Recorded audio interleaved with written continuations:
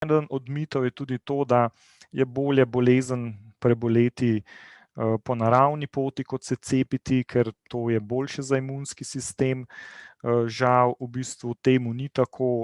ne samo v bistvu, bom rekel, pri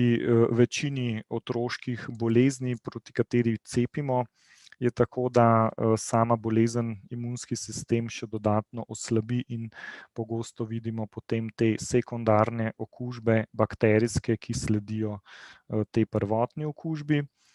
In pa v zadnjih letih je tudi pri nas zelo prisotna ta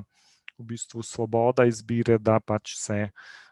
sam odločaš, kaj, ne, ker vemo, da imamo pri nas določena cepljenja obvezna, ampak tukaj jaz vedno tudi poudarim, da vsaka izbira pomeni tudi določeno odgovornost in